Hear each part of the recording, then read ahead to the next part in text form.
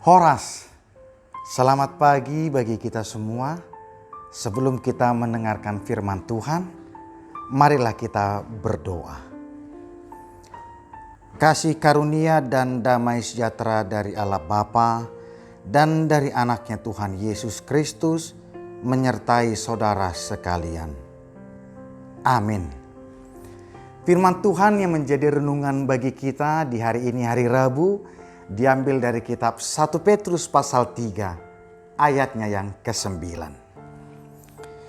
Dan janganlah membalas kejahatan dengan kejahatan atau caci maki dengan caci maki, tetapi sebaliknya hendaklah kamu memberkati, karena untuk itulah kamu dipanggil, yaitu untuk memperoleh berkat. Demikianlah firman Tuhan.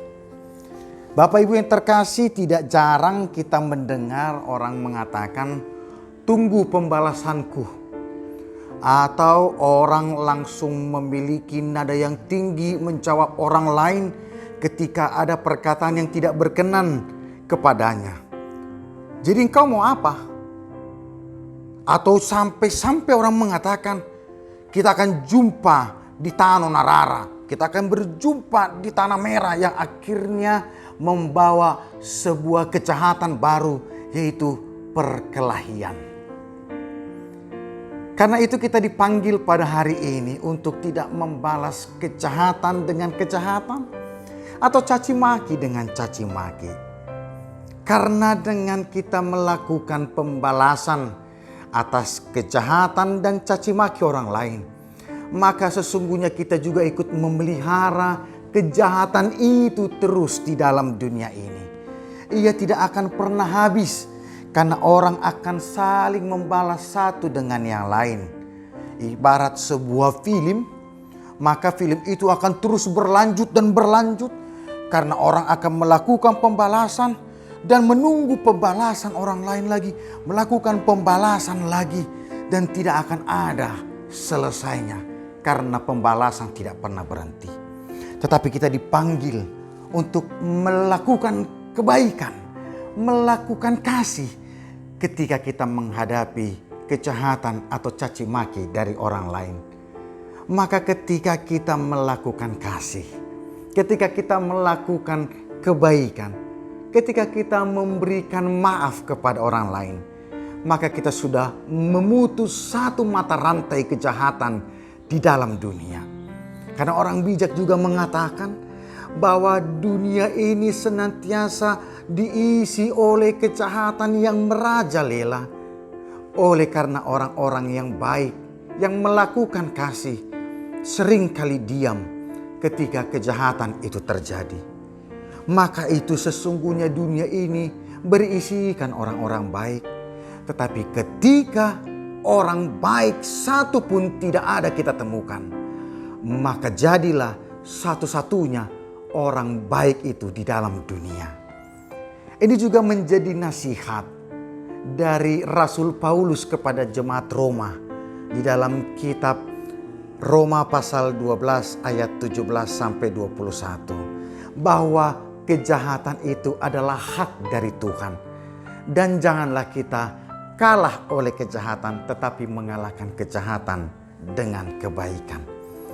Karena itu Bapak Ibu yang terkasih, hari ini marilah kita diajak untuk mewartakan kasih ketika kita akan bekerja, ketika kita akan sekolah, ketika kita akan berkuliah, atau ketika kita akan bersosialisasi dengan sesama kita. Dengan kita melakukan kebaikan, maka dunia akan juga merasakan kasih Kristus. Paus Yohanes Paulus II, ketika ia ditembak dan hampir direnggut nyawanya, ia tidak hidup di dalam dendam. Tetapi ketika ia pulih, ia mendatangi sang penembak, ia mendengarkan cerita sang penembak itu, dan ia juga mendoakan. Dan sang penembak merasakan kasih dan berkeinginan untuk bertobat. Satu perbuatan baik lebih besar dampaknya daripada 1000 teori atau perkataan yang baik. Karena itu marilah kita diajak untuk hari ini dan selanjutnya, yang telah menerima penebusan Kristus, yang telah dipanggil dari gelap menuju terang, kita mewartakan Kristus di dalam setiap sendi kehidupan kita. Sehingga Bapa, Ibu dan saudara-saudaraku akan menjadi agen perubahan dalam dunia. Agen pembawa damai di dalam dunia. Dan perlahan dunia akan menjadi tempat yang lebih baik. Dunia akan menjadi tempat yang lebih damai. Dengan diri kita yang membawa damai, maka orang pun akan merasakan berkat Tuhan. Sebagaimana kita yang telah menerima berkat Tuhan dalam kehidupan kita. Karena itu Bapak Ibu yang terkasih, janganlah kita menuntut orang lain untuk melakukan yang baik, untuk tidak melakukan caci maki. Tetapi kita mulai dari diri kita untuk tidak melakukan pembalasan kejahatan, untuk tidak melakukan pembalasan caci maki. Marilah kita mulai dari diri kita. Dan percayalah, dengan kita senantiasa berbuat baik dan di dalam tuntunan dan pertolongan Roh Kudus, maka orang lain juga akan merasakan kasih yang kita wartakan di dalam hidup kita. Sehingga nama Tuhan dimuliakan melalui tindakan kita yang mencerminkan kasih Kristus. Tuhan menguatkan dan memberkati saudara untuk mewartakan kasih. Amin. Marilah kita berdoa. Kami sungguh bersyukur ya Allah, oleh karena anugerah-Mu di dalam hidup kami. Kami boleh belajar untuk tidak melakukan pembalasan atas kejahatan dan caci maki yang kami terima dari orang lain. Tetapi oleh karena Engkaulah yang telah memberikan kasih kepada kami, kami mewartakan kasih dan perbuatan baik kepada orang lain. Sehingga dengan perbuatan baik dan kasih itu, kami memutus kejahatan dan caci maki di dalam dunia. Kami memberikan diri kami menjadi agen perubahan yang tidak memelihara kejahatan terus-menerus. Karena itu kuatkanlah jemaat-Mu. Ketika mereka akan melakukan perbuatan baik, mewartakan kasih Kristus di saat mereka bekerja, kuliah, sekolah, dan kehidupan bersosial. Sehingga kerajaan Tuhan hadir melalui kehidupan jemaat-Mu. Bapa yang terkasih, kami juga mengingat saudara jemaat kami yang terkasih.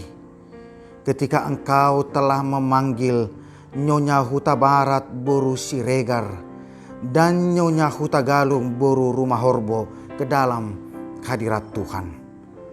Bapa, kiranya Engkau hadir di tengah-tengah keluarga jemaat-Mu ini. Biarlah dengan kasih-Mu mereka akan dapat menerima penghiburan dari Tuhan. Mereka tidak menjadi putus asa. Mereka tidak menjadi lemah oleh karena duka cita. Tetapi dalam tuntunan Tuhan, mereka senantiasa dikuatkan untuk melewati hari duka cita yang mereka alami. Dan biarlah mereka juga mengingat akan kasih karunia Tuhan di dalam hidup mereka.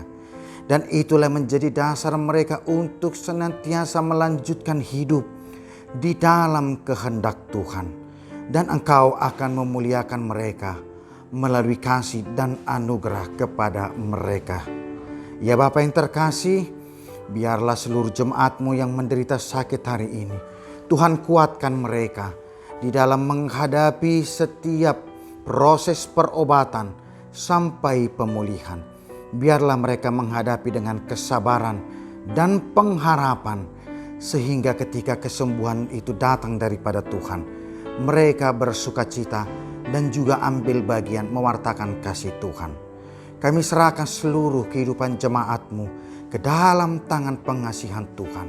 Dan dimuliakanlah nama-Mu melalui kehidupan kami para jemaat-Mu. Terpujilah Engkau Bapa, di dalam nama anak-Mu, Tuhan Yesus Kristus, kami berdoa dan mengucap syukur. Amin.